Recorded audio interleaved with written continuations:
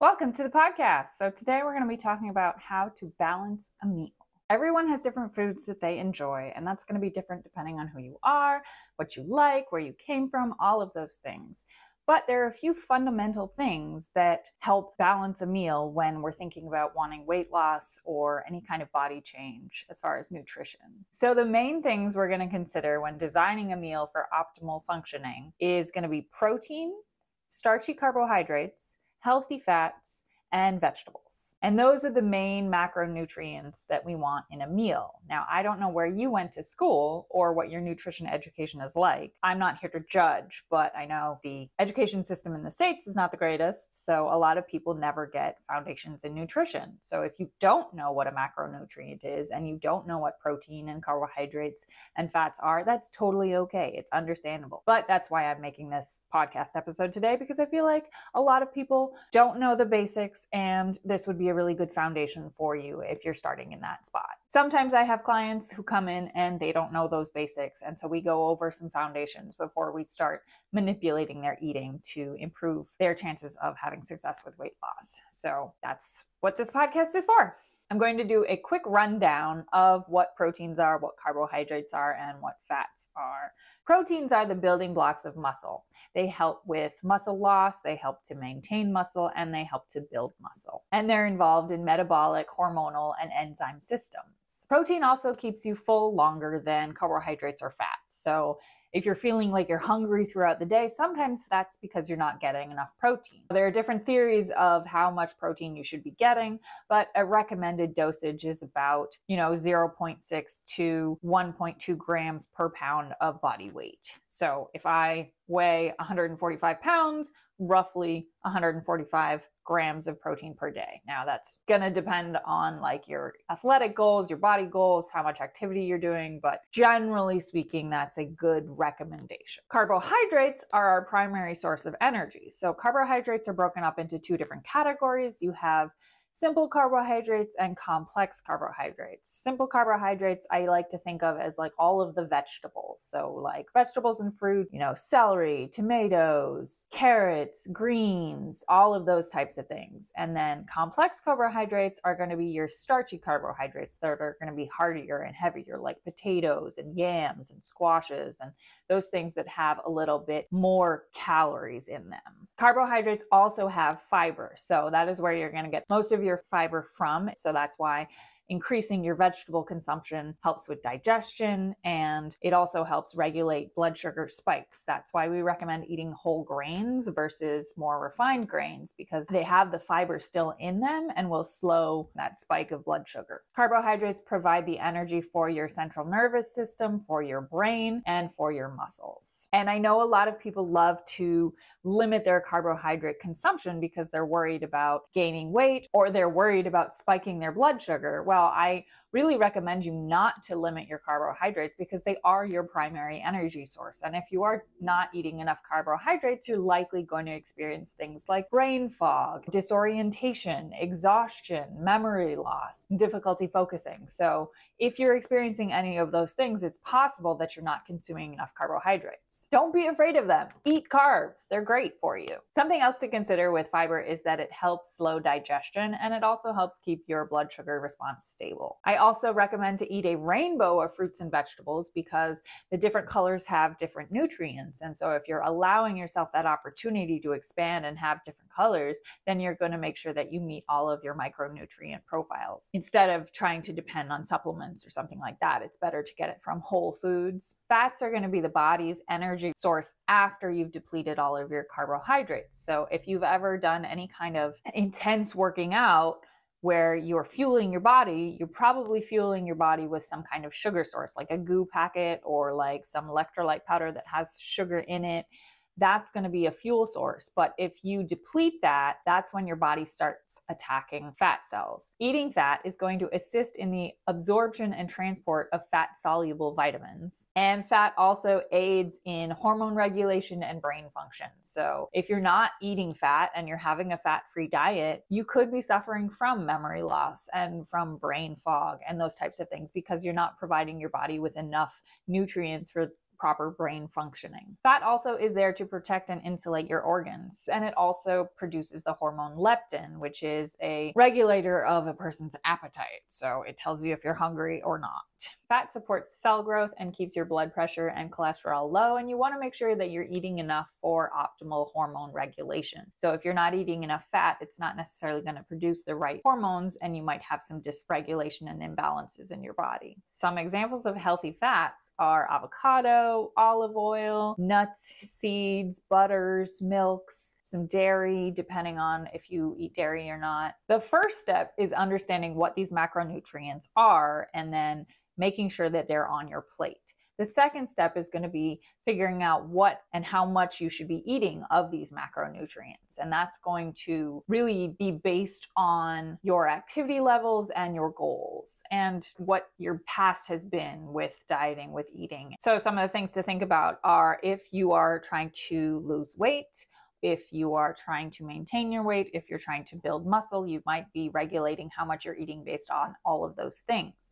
If you're in Ironman training, you're probably going to be eating a lot more. If you are just a walker and that's the only exercise you get, you might need fewer calories. But I always recommend having a high protein diet with everything that you're doing, just because most people are not actually eating enough protein. Some other things to consider are your digestion, your energy levels. Pay attention to those, and those can really help you narrow down how much you should be eating. Now, sometimes we have a lot of brain fog, and our judgment around whether we're full or satiated is clouded because of the history that we've had with dieting or how much junk food we eat, and certain hormones that we have can cloud our judgment. I would say adjust your portions based on how frequently you eat, what sort of energy you're experiencing based on what you're eating. Really pay attention to your fullness and your satisfaction levels. So in previous episodes, I've talked about how dieting makes us dumber, which is another reason why I don't like to throw numbers of what you should be eating at you, because I feel like it's really important for you to learn how to tune into your body so that you can notice fullness and you can notice if you're feeling overly stuffed or if you're feeling like you need to eat more. A lot of us have stopped paying attention to those signals because we eat based on our life schedule, not based on when we're hungry. Now, I try and tune in with my body every 3 to 4 hours to check on my hunger, to check on my cravings, my energy, my stress,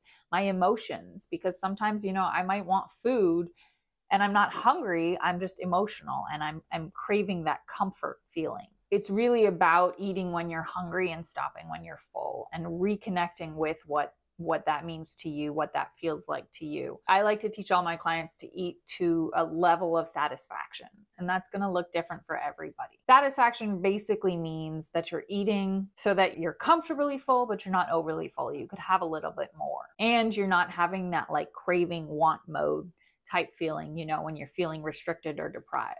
You've satisfied that part of your brain. I've mentioned before that overeating comes from a lack of awareness and a lack of mindfulness when you're around food. So one of the first things that I teach my clients is something called awareness checks. And that pulls you back into being mindful around food and helps you develop that skill of awareness so that you can tune into your body and figure out what it is needing in that moment without being overcome by emotion or stress or mindlessly eating on autopilot in front of the fridge. Now, obviously there are general guidelines when you're considering trying to lose weight, trying to be in maintenance, or trying to gain muscle. You can go on the internet and find a bunch of information about all of that. But basically a breakdown would be, I like to have people be in maintenance mode for about 3 months. And you can sort of figure out if you're eating at maintenance, if your weight stays the same. So while I don't necessarily recommend weighing yourself every day, it can give you an idea of, over a 2-week period, if you weigh yourself every day, you can see if your eating is having an effect on your weight. Are you gaining weight? Are you losing weight? Are you staying the same?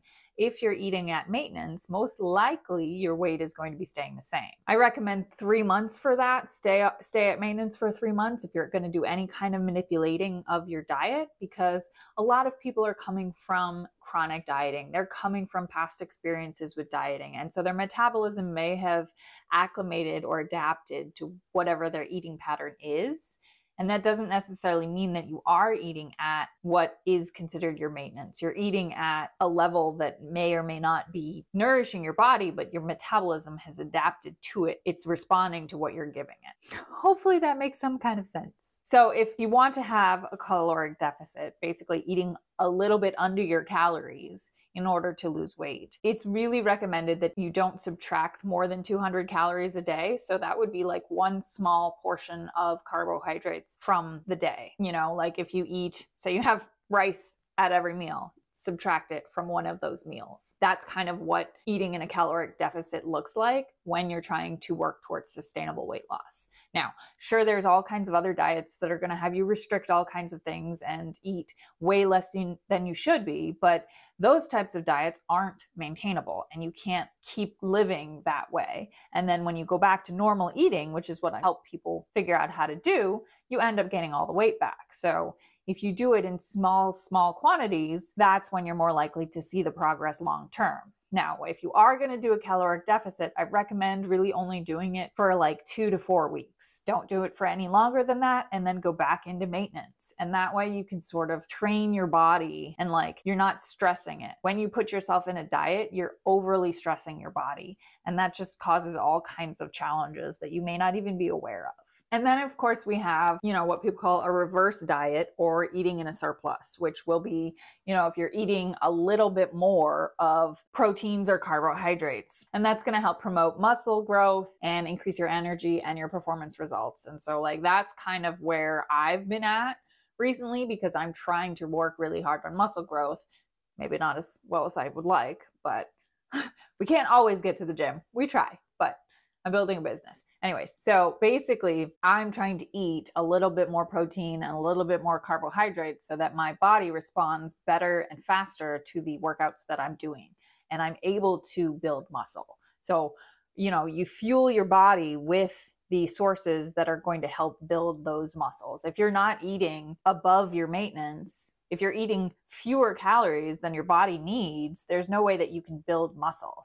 People talk all the time about it's really, really hard for you to be able to build muscle and lose fat at the same time. And that's why. It's because you don't have the fuel. Your body needs to be able to have the fuel for the specific purposes. And it gets complicated. I'm not a scientist, so don't listen to me, but I do have a background in nutrition. If you want a more detailed breakdown of easy portioning, go ahead and grab the free guide that I've linked in the show notes. It's the Ultimate Meal Guide, and I go into more detail there on specific portioning sizes, give you some visuals, give you some actual numbers to play around with. I don't like to do too much because I don't want you to get sidetracked and stuck following numbers, but I do think having a good idea of ratios, how to divide a plate and that kind of thing is really helpful. So go ahead, grab that in the show notes. Another thing to pay attention to is how often you're eating throughout the day.